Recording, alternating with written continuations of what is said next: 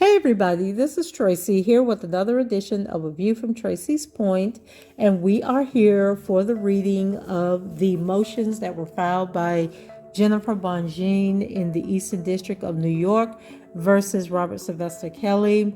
And for those of you who are new to my channel, you may already know that Robert Sylvester Kelly, also known as R. Kelly, was found guilty in the Eastern District of New York on various counts related to racketeering, RICO charges, and the Mann Act. And so his attorneys on that case were Steve Greenberg and Mike Leonard.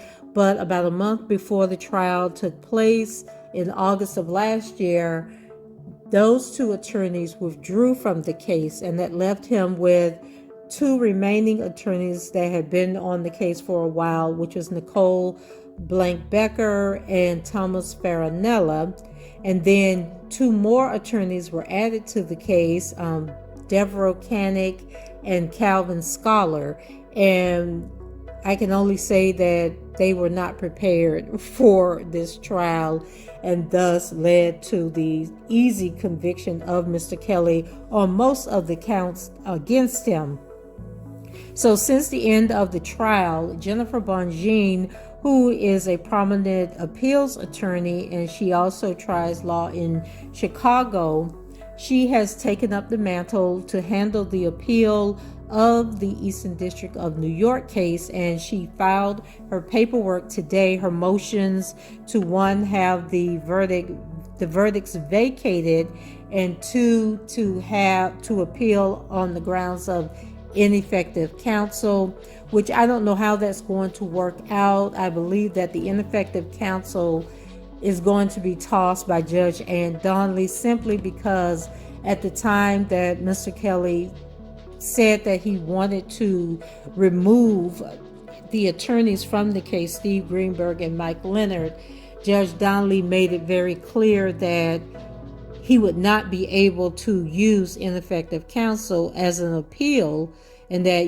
he would have to take any guilty verdicts to the Second Circuit Appeals Court. So I'm sure on the part about ineffective counsel, she's going to toss that right out the window, not pay any attention to it. And the reason being is that it is a common tactic for people to claim ineffective counsel after they've fired their lawyers, and basically they fire their lawyers right before court to get more time, and a lot of judges won't give them more time, and then they go in and say, well, okay, we're going to appeal on ineffective counsel because I had to hire new lawyers at the last minute. So that's where we are. Jennifer Bonjean, like I said, she took up the mantle to, let me backtrack. So Calvin Scholar, Deborah Canick, Nicole Becker, and Thomas Farinella have all withdrawn from the Eastern District of New York, which is not surprising because the case is over. There was a conviction. Now it has moved into the appeals process, and Jennifer Bonjean has taken over the appeals process. So there really was no reason for them to stick around. And based on the job that they did, Mr. Kelly probably doesn't want them around and doesn't want to see any of these people again. And then in Chicago this week, Steve Greenberg and Mike Leonard, they had entered a motion to withdraw from the Northern District of Illinois case. That motion was granted this week, and at the same time, Jennifer Bonjean has become the lead attorney on the Northern District of Illinois case, and that case is set to go to trial in August of this year. So there were two motions that were filed today. We're going to read the shorter motion first, and that motion is 22 pages. So guys, go ahead and bear with me. You know, I'm pretty much going to read straight through this document. I'm not one of those YouTubers that does a lot of ad-libbing and adding stuff, because I believe that that causes confusion, and then I might say something giving my opinion, then you guys think that this was part of the document. And so I try to keep it pretty straight-laced. I mean, I might, give an opinion or thought at some point, but not to the point where I'm having an entire conversation that could be misleading to some people. And those of you that have been rocking with me from the very beginning, you know that's how I operate. So that is not new to you. So let's go ahead and get into this document. It starts off with the title, and the title is Defendant Robert Kelly's Memorandum of Law in support of his motion for a new trial. So she's requesting a new trial for Mr. Kelly. And then page 2 is the table of contents, where she's going to go over the argument. She has 2 points in the argument and then a conclusion. Then table of authority, which is basically she's citing the different cases that she is going to use to support the things that she is saying in this motion. And so I don't need to go through that. And you guys know when I'm reading off these cases that they're citing, I just do it because it's in there. And there are some people who listen to the reading that will go back if there's a point where they really don't understand or they want more information. They will go back and pull up those cases. And all of these cases are found on the internet. So then she goes over rules on Federal Rule of Criminal Procedure, Federal Rule of Criminal Procedure 24, 29, and 33, and then constitutional provisions, the U.S. Constitution Amendment 6. She's also going to discuss, so let's go ahead and jump into the introduction. So it says it is axiomatic that a defendant is entitled to the effective assistance of counsel. U.S. Constitution Amendment 6, incorporated in defendant's Sixth Amendment guarantee, is the right to conflict-free counsel. Defendant was denied his Sixth Amendment guarantees in a number of ways, some of which are clear from the record, some of which are not. In this complex RICO prosecution, defendant's legal team fell apart mere weeks before the commencement of trial. The docket reflects that defendant's lawyers were unable to effectively represent defendant as a team. Energy, resources, and time that should have been devoted to preparing for the trial were expended battling each other until two of defendant's more experienced attorneys were granted leave to withdraw. And you know that was Steve Greenberg and Mike Leonard.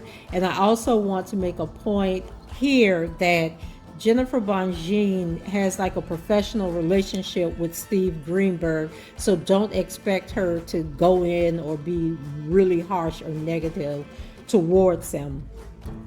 And then it goes on to say defendant was left with a disjointed, unprepared trial team and no singular defense strategy. And I think everyone who listened to the reading of the transcripts, if you're new to the channel, please go into my catalog of videos on this trial where I did read the transcripts of the testimony, because you know in federal court cameras are not allowed and recording devices are not allowed. And so we had to get the transcripts and read the transcripts, and you can learn more about the actual trial by going through those. And so she goes on to say the motion identifies two serious violations of defendant's Sixth Amendment constitutional guarantees that require a new trial and are apparent from the record. Specifically, defendant is entitled to a new trial where his trial team conducted no meaningful voir dire and acquiesced to the seating of jurors who were unqualified to serve on this jury. Defendant was also denied conflict-free counsel where his attorney, Ms. Becker, simultaneously represented one of the government's key witnesses. These violations of defendant's Sixth Amendment rights are so serious as to demand a new trial without a showing of prejudice. So we're going to stick a pin here and go back for a second. So you guys know that during the pretrial, once Steve Greenberg and Michael Leonard asked to leave the case, there was what's called a cursio hearing that involved Nicole Becker, and basically Nicole Becker was part of a telephone conversation with a young man by the name of Richard Arline, who seemingly tried to bribe one of the Jane Does, whose actual name is Ariel Clary, and he tried to pay her off to get her not to testify.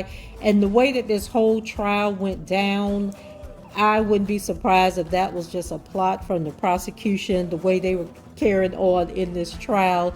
He turned out to be a witness against Mr. Kelly, and it was just a whole mess. But once again, you can go back and check out those videos in my archives. So Nicole Becker went through the cursio hearing. Judge Donnelly, it was apparent, did not want Nicole Becker to stay on this case, but Mr. Kelly was adamant that he wanted to keep her on his team. Whole nother story going on that we're not going to get into that. But in any event, she stayed on the team, and from day one of the trial, during open arguments, she started out with a faux pas where she said that the jury had to find Mr. Kelly guilty, and that's exactly what they did. And if you're not familiar with Nicole Becker, she is a former sex crimes prosecutor out of Michigan, I believe. So in any event, let's move on. And she has since left the case.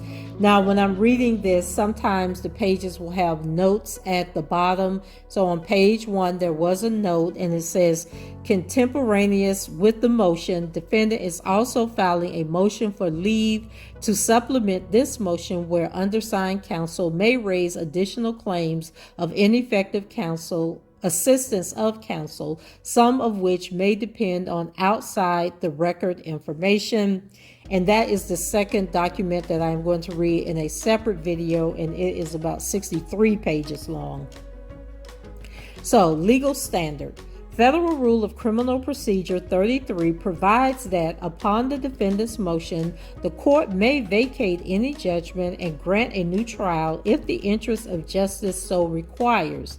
Unlike Rule 29 and Rule 33, confers broad discretion upon a trial court to set aside a jury verdict and order a new trial to avert a perceived miscarriage of justice, but such discretion should be exercised sparingly.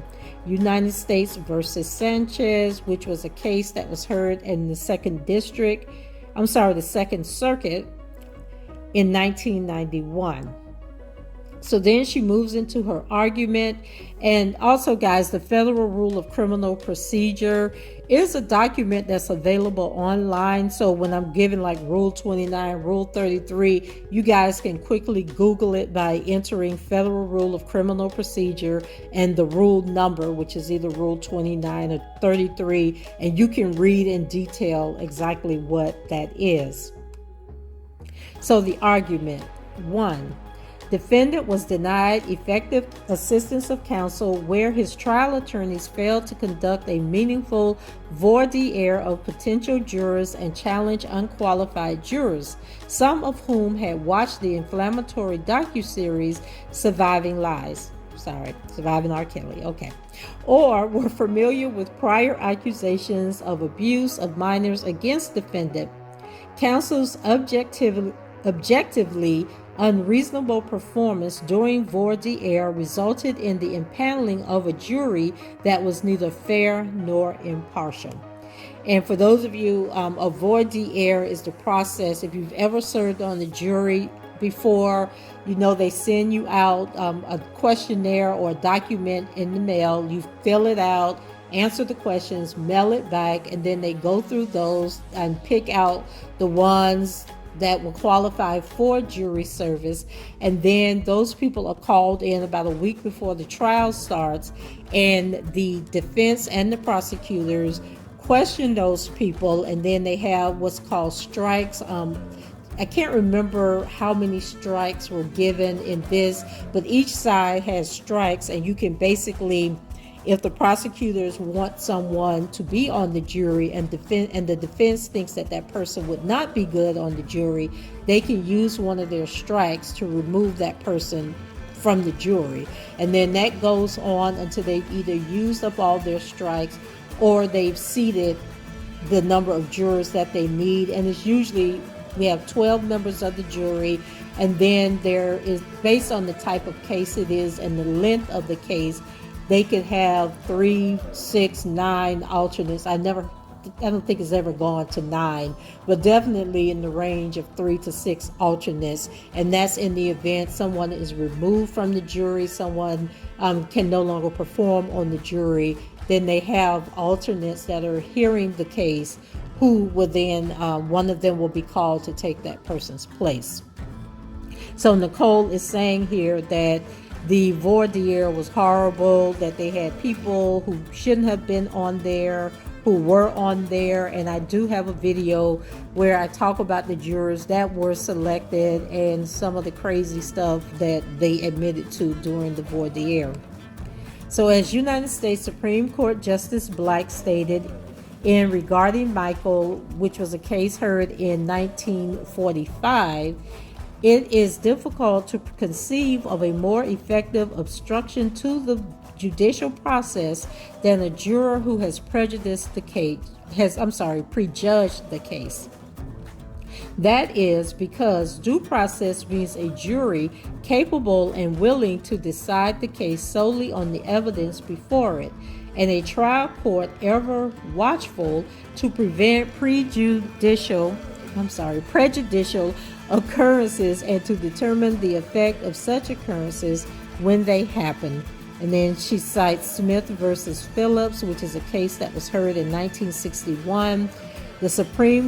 The United States Supreme Court observed the right to a jury trial guarantees to the criminal accused a fair trial by a panel of impartial and indifferent jurors. This is true regardless of the heinousness of the crime charged. The apparent guilty of the offender or the station in life. Okay, I think she made a typo up there. Let's go back so we can make this sentence make sense. And then also, I don't like the fact that she says jury trial guarantee. Well, actually, she's quoting the Supreme Court. The right to a jury trial guarantees to the criminal accused. Yeah, I still don't like how they're calling the person the criminal and then also saying that they're accused a fair trial by a panel of impartial and indifferent jurors. This is true regardless of the heinousness of the crime charge, the apparent guilt of the offender, or the station in life which he occupied. A juror who has formed an opinion cannot be impartial. And then internal citations omitted. And she's probably quoting, there probably is a separate document under seal where she's basically outlining who those jurors were and what infractions occurred that made her think that they were not suitable for this case. So Rule 24 of the Federal Rules of Criminal Procedure governs voir dire in criminal trials. The rule provides that if the court examines jurors, it must permit the attorney for the parties to A, ask further questions that the court considers proper, or B, submit further questions that the court may ask if it considers them proper. Federal Rules of Criminal Procedures 24A. A trial judge under Rule 24 decides to examine Prospective jurors himself must at the very least solicit questions from both parties. Attorney, United States versus Laird, and that was a case heard in the Sixth Circuit in 2007. Naturally, the trial court's duty to ensure that each and every juror is fair and impartial is heightened where, as here, pretrial publicity has greatly increased the odds that a potential juror has preconceived views of the accused's guilt. Wardorf versus Schutter, which was heard in the Third Circuit, 1993. In a case of substantial pretrial publicity, jurors' subjective assessments of their own impartiality may not adequately screen for the possibility of prejudice. In an effort to protect defendants' cherished guarantee of a fair and impartial jury trial, this court implemented a procedure whereby potential jurors were asked to complete questionnaires that probed whether they had prior knowledge, preconceived notions, or biases against defendant given the unprecedented pretrial publicity he faced. Docket number 115. Indeed, the questionnaire contained an entire section entitled Knowledge of the Case and People that asked jurors to reveal whether they had read, seen, or heard anything about the case, the alleged crimes or people involved, and to describe in detail any information they had previously learned by the defendant. The questionnaire expressly asked prospective jurors whether they had watched or heard any interviews of Robert Kelly, of any TV shows featuring him, or any specials or documentaries about him. The court invited counsel for the government and the defendant to review the questionnaires in advance of jury selection and determine whether they could agree that certain individuals could be excluded for cause. The parties conducted that process and identified a set of potential jurors for the voir dire process. Inexplicably, defendant's counsel failed to challenge several jurors who ultimately sat on defendant's jury who were clearly unqualified to serve on account of their preconceived beliefs about the defendant's guilt.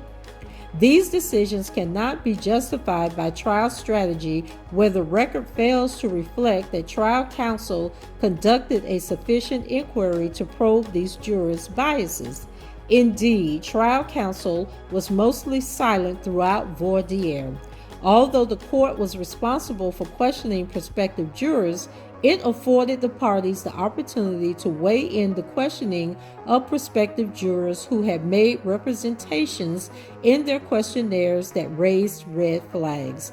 These questionnaires were highly effective tools for putting the parties on notice of jurors who might not be qualified to serve. But trial counsel made no effort to drill down on probing representations that demanded further inquiry to ensure that the jury could be fair and impartial, regardless of any general assurances she provided to follow the court's instructions. Perhaps most troubling, most of defendant's jurors were aware of prior allegations of abuse against him, and several seated jurors had actually seen a scathing one-sided docuseries entitled Surviving R. Kelly that portrayed defendant as a serial predator and included interviews with many of the government's witnesses, albeit outside the adversarial process. Defendant's jury should not have included a single person who saw the documentary Surviving R. Kelly. It defies all logic that a juror could possibly remain indifferent and consider only the evidence heard from the witness stand after watching the docuseries. And then they also have a note here, and it is a citation from an article in rollingstone.com, features Surviving R. Kelly Lifetime Docuseries Review, which was a review of the docudrama. So it goes on to say, court could not make cause challenges. Oh wait, I think I left on the last page. Sorry about that. But this court could not make cause challenges for defendant or do defense counsel's job for it, although it tried at points. She got that in parentheses. It was defense counsel's responsibility to conduct a meaningful voir dire, particularly in this high publicized case, to ensure that defendant's jury was fair and impartial. Trial counsel failed in its duty. And then let's put up a stick pin here, because we have been questioning this jury from day one, and everybody has talked about the fact that it is unprecedented that someone serving on a jury of this magnitude, a celebrity of this magnitude, and not one single person from that jury has done an interview, has become public, has told a family member that they were on the jury, and that family member went to the media to tell their point of view. We have heard nothing about this jury, and then we know that the jury was held in, what do they call it? I can't think of the word right now, but basically it was an anonymous jury. There was nobody in the courtroom who could identify the jurors. When the people that were in the overflow rooms, the reporters and the spectators who were allowed into the courthouse to view the trial in separate courtrooms, the jury was shielded, so nobody knows who these people were at all, know what these people look like. It was a mess. Okay. And then they had the camera in the courtroom so far away from everybody that they couldn't tell. I think some people said that when the jury would leave out of the courtroom, they could see the top of their heads, and then they could tell whether a person, had a fair complexion, a dark complexion, if they had straight, silky hair, if they had natural hair. And so they were guessing about the jurors that way. But this was a completely anonymous jury, and to this day we don't know who these people are. For all we know, they could have been paid actors and actresses, paid by the government to come and sit in on this case. Okay, so let's go on. She gives examples. She says, for example, juror number 3 provided the following information in the questionnaire. Question 29. The case for which you are summoned involved the defendant, Robert Sylvester Kelly, also known as R. Kelly. Have you read, seen, or heard anything about the case, alleged crimes, or people involved? Answer. I watched the documentary, but I forgot the name of it. Question 30. Have you read, seen, or heard about Robert Kelly, also known as R. Kelly? Yes, entertainer. I heard that he has been sleeping with underage girls. Wow. Question 31. Have you watched or heard any interviews of him or any TV shows featuring him or any specials or documentaries about him? Yes. Then she didn't give which question this was. It says, what were your general impressions? Answer. I saw a documentary about him and his legal troubles. I don't know the full story, so I have no feelings and remain impartial. Question 91. Do you know anything about the Me Too movement? Answer. Yes, it's a movement that seeks justice for our victims 25 to 30 years after the fact. And R is the legal term for taking it without permission. Okay, trial counsel did not ask the court to question the juror further about his responses to these questions or to determine whether the juror could truly serve as impartial and unbiased juror in light having seen the salacious and highly prejudicial docuseries. Not a single question was asked of the jury about his impressions of the documentary, nor did counsel ask the court to inquire about what information he learned about defendants' prior legal issues or his reputation for sleeping with quote-unquote you girls. Okay. Frankly, anyone who had seen the docuseries should have been automatically removed for cause. Juror number 4 revealed in the questionnaire. Question 39. The charge in this case involves allegations regarding exposure to one or more STDs. Is there anything about such an allegation that you believe would affect your ability to serve as a fair and impartial juror? Answer: yes, I find transmission of STDs in a non-consensual act to be particularly repulsive. Question 555, I'm sorry. Have you ever known anyone, including yourself, who was the victim of an assault, other assault or homicide or other act of violence that required medical treatment or counseling, and the first assault was sexual, and going forward I'm going to refer to that as SA? Answer: yes. Close friend received asylum due to SA and infection with HIV from the police in a foreign country. Question 78. Which publicly known person do you least admire? Answer: Jeffrey Epstein. Although the court generally asks whether anything the juror read would affect his or her ability to be fair and impartial in the case, and the juror replied, "Not that I know of," but trial counsel did not ask the court to question the juror further whether his feelings of repulsion about the transmission of STDs in a non-consensual scenario would interfere with his ability to serve as fair and impartial juror. No conceivable reason exists for failing to inquire further about the juror's feelings about the transmission of STDs in non-consensual circumstances where the government charged defendant with precisely that act. Incredibly, this juror willingly disclosed that the publicly known person he least admires is Jeffrey Epstein, an accused pedo, we're going to say pedo, just like the defendant, with no meaningful inquiry about whether this juror could truly serve as a fair and impartial juror. The juror was seated. Okay, let me go back and reread that. Okay. Incredibly, this juror willingly disclosed that the publicly known person he least admires is Jeffrey Epstein, an accused pedo, just like the defendant, with no meaningful inquiry about whether this jury could truly serve as a fair and impartial juror. The juror was seated. Okay, I am a little bit confused because did the juror say just like the defendant? Or is Ms. Bonjean adding that in there?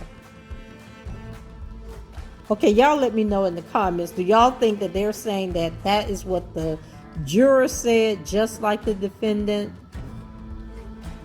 Or is she indicating that people have accused the defendant of being a pedo, just like Jeffrey Epstein? I'm troubled by how that is written, so y'all help me out with that, okay?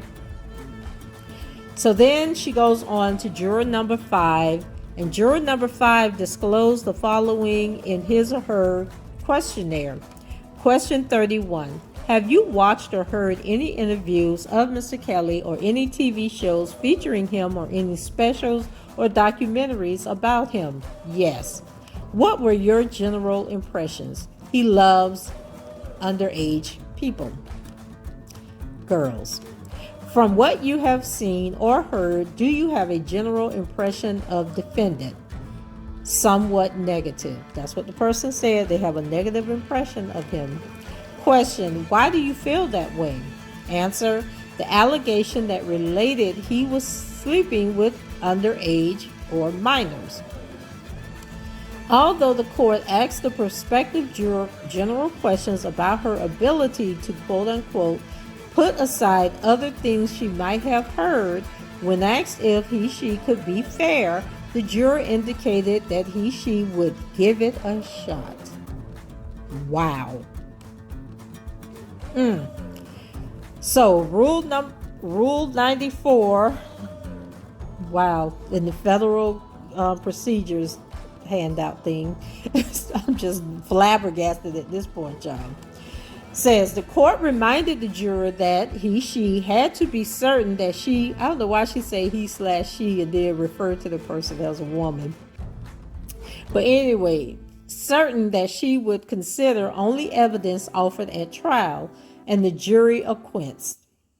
Incredibly, the court seemed very concerned about this jury's ability to be fair, observing, "So I don't know about you, but when someone says they think they can do something in this context, I don't think that's an unqualified assurance. And I don't know what the party's position is on that. I think I pushed her pretty hard on it, and we still ended up with, I think so. Let me hear from the government if you have a position on that." And that is a quote from Judge Donnelly herself, who had issues with some of these jurors that she ultimately allowed to sit on the panel. And then also, let's keep in mind that they didn't even go through, I'm putting a pin here. This is me talking, not Ms. Bonjean. They did not go through all of the potential jurors. I believe they went through about 40 of them. And I don't quote me on this, but I believe there were over 100 potential jurors that they could have interviewed. They stopped around 40 they expected jury selection to last about a week. I think it only lasted maybe 3 days. They stopped at about 40 potential jurors and then made their final selection of who they were going to seat, which also calls into question the validity of this jury. So Donnelly went on. She said, "Let me hear from the government if you have a position on that." And that is a quote from the transcripts of jury selection. And then Ms. Bonjean goes on to say, "Not surprisingly, the government was confident that the juror indicated she could be fair. The court still expressed doubts." Now, when she says the court, she's referring to Judge Donnelly. Inexplicably, trial counsel agreed with the government and the juror was seated. I am just flabbergasted, y'all. So, to be blunt, defense counsel agreed to the seating of a jury who not only watched SRK, but concluded that defendant loves young girls. There simply cannot be any trial strategy for failing to excuse this juror for cause. Had trial counsel challenged this clearly unqualified juror, the court seemingly would have struck him or her from cause. Trial counsel not only didn't move to disqualify the juror, he didn't even ask the court to probe more deeply into the juror's statements on the questionnaire that defendant loves underage girls. Wow. Juror number 7 also revealed in his questionnaire that he had heard about the case and the alleged crimes. Trial counsel did not ask the court to question the juror further about what he heard specifically or where he heard it. The court merely asked the juror whether he could put aside what he heard and rely on the evidence presented in the case. Wow. Juror number 8. Lord, she calling out all the jurors, y'all.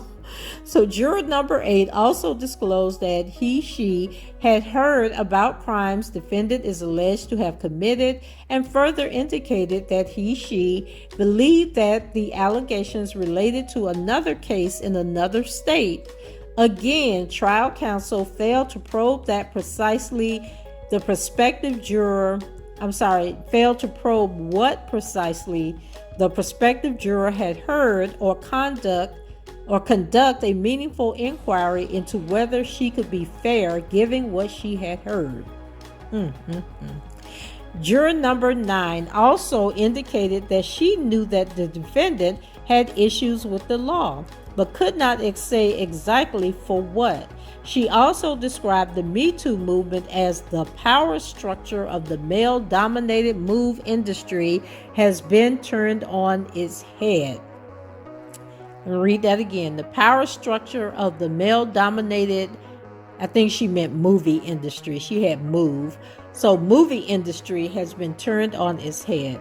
Again, trial counsel did not ask the court to question this juror about any details she may have heard about defendants' quote-unquote issues with the law, nor did he ask that the court inquire about the defendant's views concerning the Me Too movement and role in changing power dynamics in the male-dominated movie industry. Juror number 11 similarly disclosed that she saw the case mentioned on the news when he was first being investigated, and that she had read or seen that he had quote-unquote allegations of misconduct lodged against him, end quote.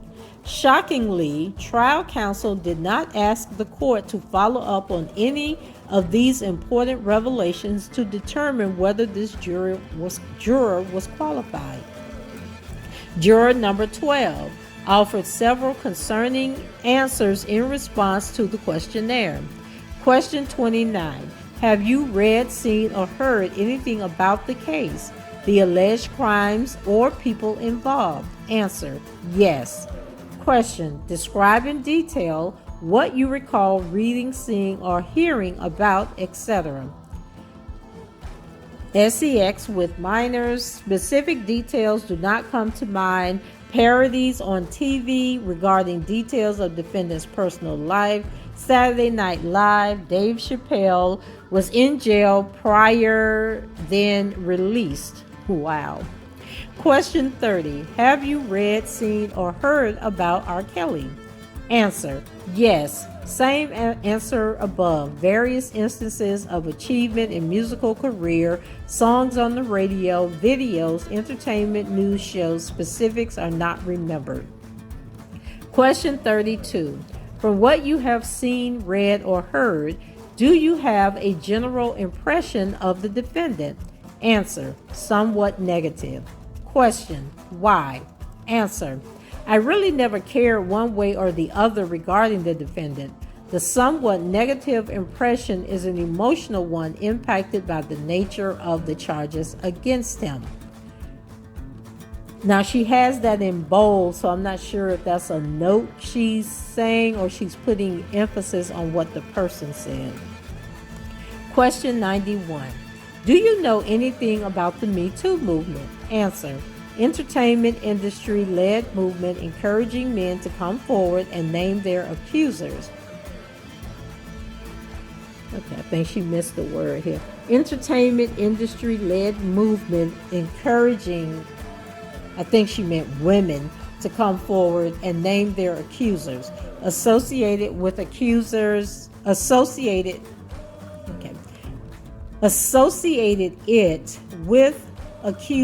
of Harvey Weinstein, various news articles, and TV news segments.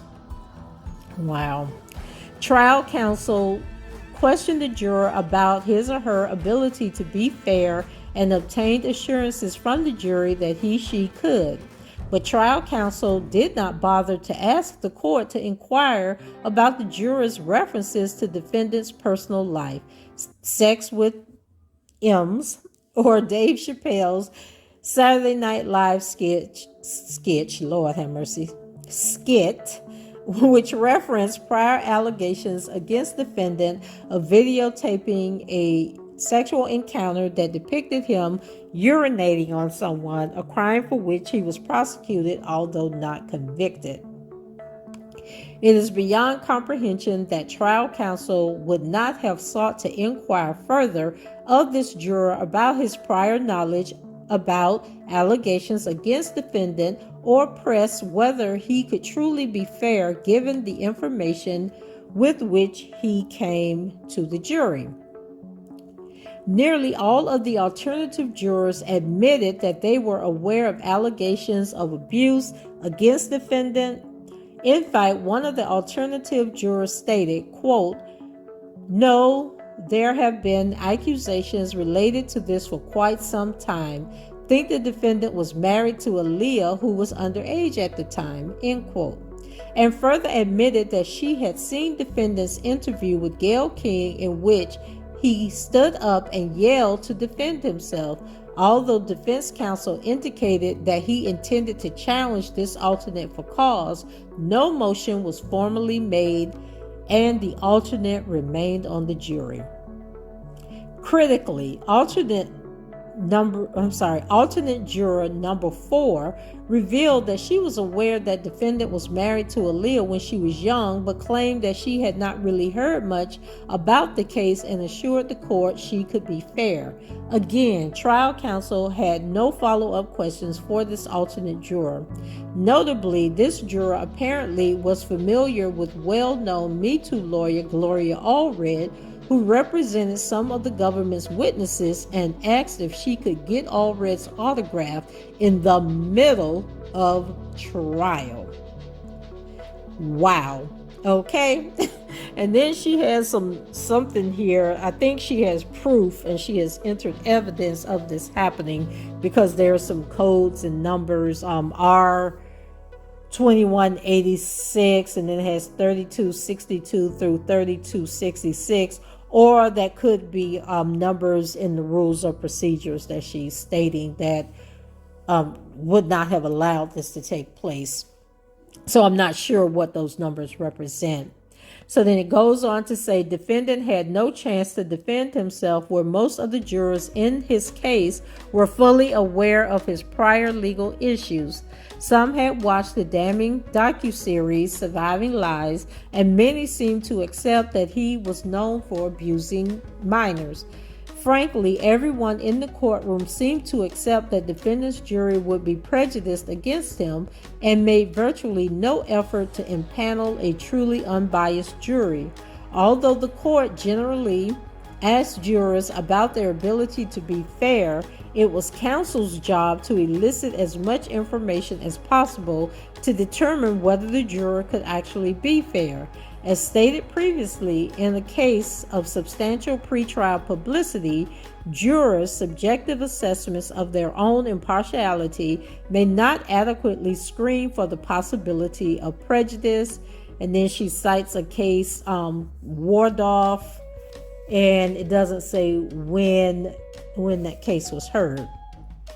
So then she goes on and says, voir dire plays a critical function in assuring the criminal defendant that his Sixth Amendment right to an impartial jury will be honored. Rosales Lopez versus United States, and that was a case from 1981.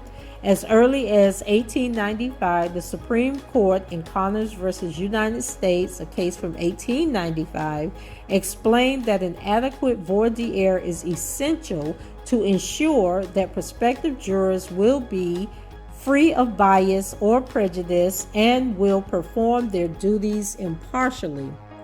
The primary purpose of voir dire is to make possible the impaneling of an impartial jury through questions that permit the intelligent exercise of challenges by counsel. United States versus Blount, and that is from the Sixth Circuit in 1973.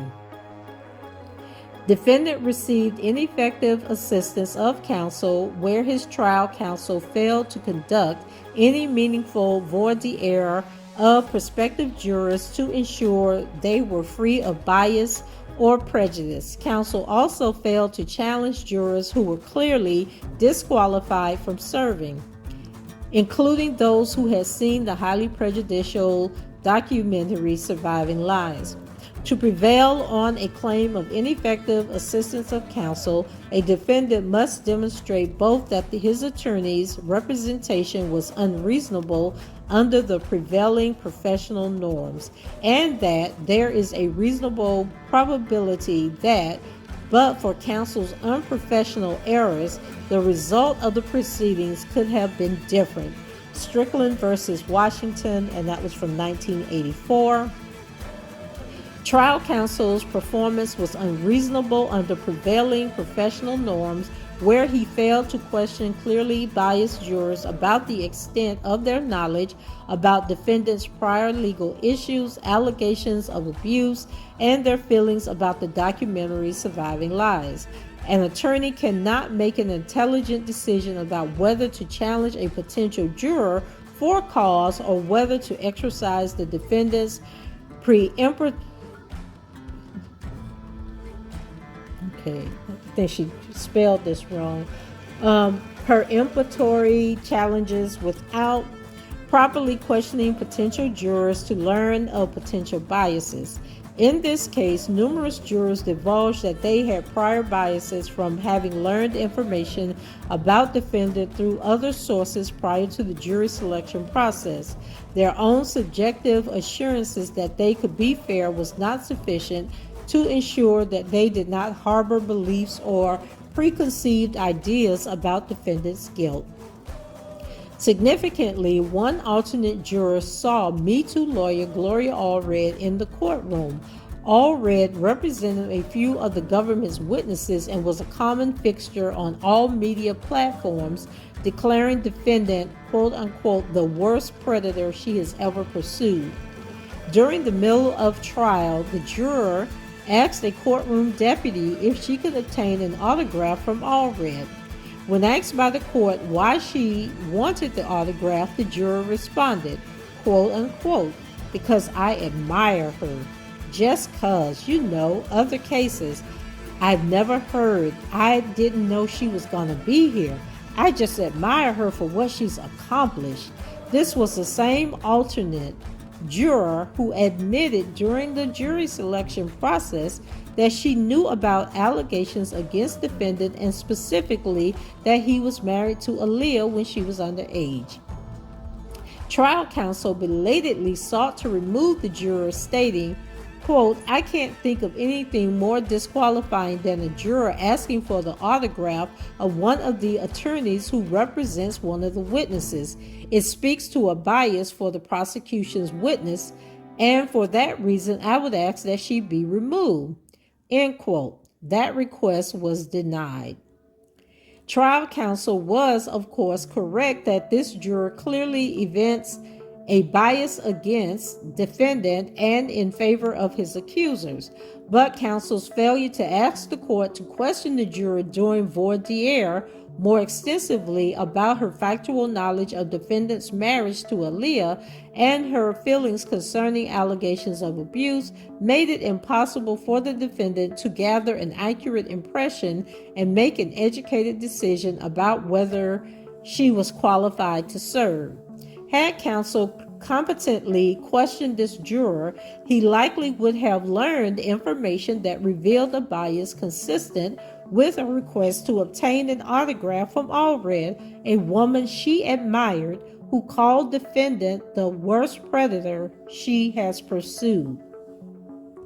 Defendant has demonstrated prejudice by trial counsel's failure to conduct any meaningful voir dire where his jury was comprised largely of people who were seated with an understanding that defendant was a sexual predator. Because defendant cannot possibly prove the likelihood of success if his case was heard by a fair and impartial jury, prejudice must be presumed. Trial counsel abdicated all responsibility to conduct a meaningful voir dire, which resulted in a jury that was largely unqualified to serve. The United States Supreme Court has recognized that in certain Sixth Amendment contexts, prejudice is presumed. Actual or constructive denial of the assistance of counsel altogether is legally presumed to result in prejudice. Strickland 466 U.S. at 692. It doesn't state where that case was heard or the year. This case is one of those rare cases. Accordingly, this court should vacate the verdicts of guilt and grant defendant a new trial. Part 2. Defendant is entitled to a new trial where one of his trial attorneys labored under a disabling conflict of interest as a result of her simultaneous representation of the defendant and the government's star witness, quote unquote, Jane, who we know to be Ariel Clary, that was imputed to the entire defense team. Defendant is entitled to a new trial where he was denied his Sixth Amendment constitutional guarantee of conflict-free counsel. Mere weeks before the commencement of trial, it was discovered that one of the defendant's attorneys, Ms. Becker, may be suffering from a conflict of interest because of her prior representation of the government's key witnesses. Jane, consistent with its obligations, the court conducted a curiae hearing and concluded that Ms. Becker had entered into an attorney-client relationship with Jane while she was representing the defendant. Although this conflict was an unwaivable conflict, the court permitted defendant to waive it. Because defendant was denied conflict-free counsel by an attorney who likely possessed information that could have been used to discredit Jane's testimony, but was unable to utilize the information without revealing attorney-client communications, defendant was prejudiced by this conflict. The Sixth Amendment mandates that in all criminal prosecutions, the accused shall enjoy the right to have the assistance of counsel for his defense. U.S. Constitution Amendment 6. This right to counsel includes a criminal defendant's right to be represented by the counsel of his choice. L'Ineffective versus Artus, which was heard in the Second Circuit in 2001, citing Wheat versus United States, which was a case heard in 1988. However, this qualified right is supported by, among other things, the Sixth Amendment right to effective assistance of counsel. A defendant's Sixth Amendment right to effective assistance of counsel includes the right to representation by conflict-free counsel. United States versus Schwartz, and that was heard in the Second Circuit in 2000. A per se conflict of interest exists. 1. Where the attorney was not licensed to practice law because he failed to satisfy the substantive requirements of admission to the bar. And 2. Where the attorney was implicated in the defendant's crimes. United States versus Luciano, and that was from the Second Circuit, 1998. The per se rule applies when an attorney is implicated in the crimes of his or her client, since in that event the attorney cannot be free from fear that a vigorous defense should lead the prosecutor or the trial judge to discover evidence of the attorney's own wrongdoing. United States versus Fulton, another Second Circuit case, which was heard in 1993. An attorney has an actual as opposed to potential conflict of interest when, during the course of the representation, the attorney's and defendant's interests diverge with respect to a material, factual, or legal issue or to a course of actions. And that was from Schwartz. While a defendant is generally required to demonstrate prejudice to prevail on a claim of ineffective assistance or of counsel, this is not so when counsel is burdened by an actual conflict of interest. Prejudice is presumed under such circumstances. In the case at bar, defendant is entitled to a new trial where his attorney labored under per se and or actual conflict of interest that could not be waived. At a curiae hearing held on July 15, 2021, just weeks before the commencement of trial, Jane's prior attorney, Ariel Clary's prior attorney, Ms. Rodriguez, disclosed to the court that she was previously retained by Jane and another possible government witness, Jay Savage, in July 2019. Rodriguez met defendant's attorney, Ms. Becker, in person at a bond hearing at the Dirksen Center in July 2019. Ms. Rodriguez expressly told Ms. Becker that she represented Jane and Savage, instructing her not to contact Jane, as Ariel Clary goes.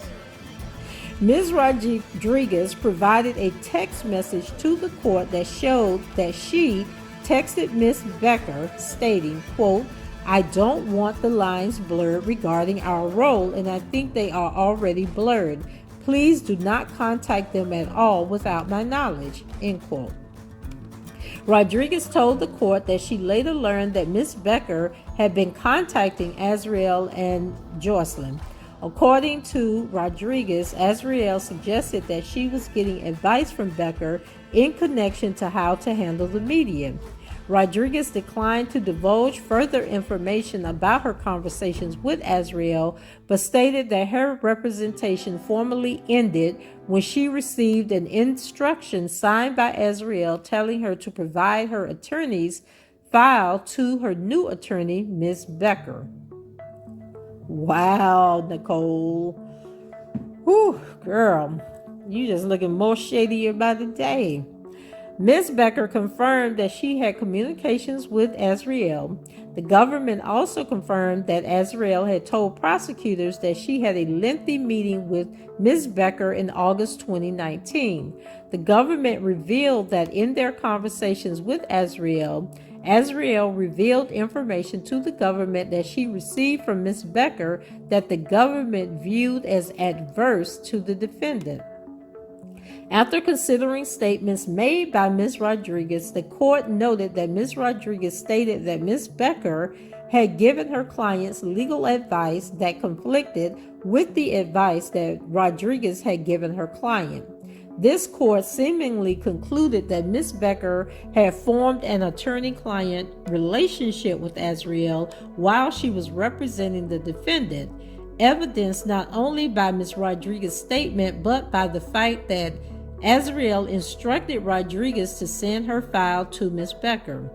The government further pointed out that Ms. Becker might suffer from a so-called Fulton conflict, which arises when a lawyer is accused of misconduct, whether true or not. In those scenarios, the attorney might violate his or her duty of loyalty to her client by prioritizing her own interests in defending herself against accusations of misconduct. The court acknowledged that Becker did suffer from a conflict, but that it amounted to a conflict that could be waived and mitigated by ensuring that Becker did not conduct the cross-examination of Azriel. This court afforded defendant the opportunity to consult with a third-party lawyer and admonished him before accepting his waiver of conflict-free counsel. Defendant is entitled to a new trial where his attorney, Ms. Becker, labored under a per se or actual conflict of interest that could not be waived. First, the government pointed out Ms. Becker seemingly suffered from a Fulton conflict, a per se conflict, where there is no question that by communicating about the case with the government's key witness, notwithstanding that the witness had her own counsel and did not consent to the communications, she opened herself up to accusations of misconduct or even possibly in an attempt to influence a government witness on behalf of her client. This is not to say that the allegation is true, but an attorney who may be perceived as having engaged in that type of misconduct suffers from per se conflict, since the attorney cannot be free from fear that a vigorous defense should lead the prosecutor or the trial judge to discover evidence of the attorney's own wrongdoing. Second, when Ms. Becker formed an attorney-client relationship with Azriel, her interests diverged from the defendant because she also owed a duty of loyalty to Azriel, the government's key witness. Ms. Becker was placed under inconsistent duties because of her representation of the defendant and Azriel, an adverse witness. Prejudice must be presumed where Ms. Becker had at least one extended conversation with Azriel about her relationship with the defendant and may have obtained privileged information from the file that Azriel's prior attorney sent to Becker at Azriel's request. However, Becker was prohibited by the attorney-client privilege from disclosing any information she may have received from conversations with Azriel or from her prior attorney's file, even if that information would have been beneficial to the defendant's case. Similarly, as the government suggested, although the record is unclear on this point, Azriel may have obtained privileged information from Becker that was adverse to the defendant, information that most certainly was passed on to the government. Courts have recognized that where a lawyer seeks to simultaneously represent a defendant and a cooperating witness in the same criminal proceedings, a conflict of interest exists. United States versus Yang, which was heard in the Second Circuit in 1998. See also United States versus Dagados, which was heard in the Southern District of New York in 2010. Further, whenever a defense attorney has previously represented an important government witness who testifies against his client, the possibility of a conflict of interest exists. EDNY versus United States, which was heard in the Northern District of New York in 1986. With these principles in mind, Ms. Becker suffered from an actual conflict of interest that could not be waived. That conflict was imputed to her trial partners, United States versus Stein, Southern District of New York in 2006, and attorneys' conflicts are ordinarily imputed to his firm based on the presumption that associated attorneys share client confidences. If Becker had merely interviewed or conversed with Azriel, she would have had no duty of loyalty to Azriel that conflicted with her duty of loyalty to the defendant. But as this court concluded, Becker formed an attorney-client relationship with Azriel that put her at odds with her duty of loyalty to the defendant. The risk of prejudice was made more significant by the fact that Azriel was not just any witness, but the government's star witness. Defendant's Sixth Amendment guarantee of a conflict counsel was denied. In light of the foregoing, defendant's convictions must be vacated and a new trial ordered. Dated February 17, 2022, New York, New York. Respectfully submitted, Jennifer Bonjean, Bonjean Law Group. Ooh, child. Now that was a lot. That was a lot. That was a lot. That was a lot. So what do you guys think? I am just flabbergasted. I know I've said flabbergasted about 6 times, but reading about the vast majority of the jurors and the things that they admitted in the voir dire and was still allowed to sit on the jury when there were still 60 other potential jurors that could have been interviewed to sit on this case. And if you guys remember, they dismissed like one black lady who said that it wasn't her place to judge somebody. Like they dismissed these 2 black ladies for making little snide comments. But then they kept all these other people that admitted to watching Surviving Lies, admitted to hearing the rumors about Aaliyah, admitted to thinking he was this horrible person and comparing him to Weinstein and Epstein. Oh my God. Oh my God. I cannot wait to see what mainstream media has to say about this motion. Like, this is crazy. And then let's talk about Miss Nicole Becker. Why did Nicole just step down? Now she is just like, oh my God, like the week of the okay, I can't remember the week that it happened, but it happened during the trial.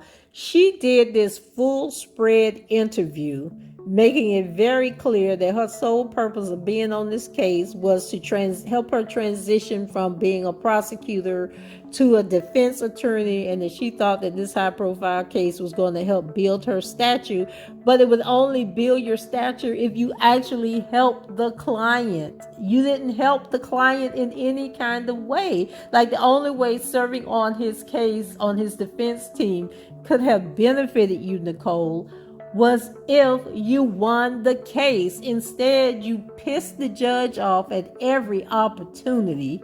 The judge could not stand Nicole at all and made it very clear that she did not like Nicole. The way she would cut her off, question her ability, questioning whether she knew what she was talking about, what she was doing. And then to come to find out that she actually had done made herself Azriel's attorney while she was Mr. Kelly's attorney. Like, girl, come on. Are you serious? This is just too much. This is too much. But guys, I have gone over an hour. I don't like long videos. I don't know how I'm going to do this 63. I'm just going to do the 63 and then probably set it up as a live stream. Anyway, that's it for me. This was part 1 of the motions that were filed, basically saying that he deserves a new trial because of ineffective counsel. And then she laid out just how ineffective the counsel was. And I believe I had said when they brought on the Calvin Scholar guy that this guy had 0 experience handling this type of trial. And then I told you I wasn't too confident in Deborah O'Canic either. And I guess I was right that I don't know if they just came in because he needed a lawyer and they were doing a favor. Maybe they were doing a favor for somebody who gave them a few $1,000s to just go sit in the courtroom so that Mr. Kelly would have representation. Because what other reason did they have for going in there, not questioning the jurors? If they knew that they weren't even going to make believe help him, they should have never accepted the case. Like, who brought these people on? Who was responsible for hiring Deborah O'Canic and Calvin Scholar? And then we learned also during the trial that Nicole had actually been on the scene before Greenberg, that she came along in 2018 before Greenberg and was sniffing around and trying to become his attorney. And so the whole thing just reeks of a setup. And even if Judge Donnelly denies this motion, there is the Second Circuit of Appeal is gonna hand them their asses on a platter. Okay, so I'm going to go ahead and cut this off. I probably have to do a whole nother video talking about this nonsense after I digest it. But anyway, guys, go ahead, leave your comments below, rate the video, subscribe to the channel if you haven't done so already. And until the next time, I shall talk to you guys later. Bye bye.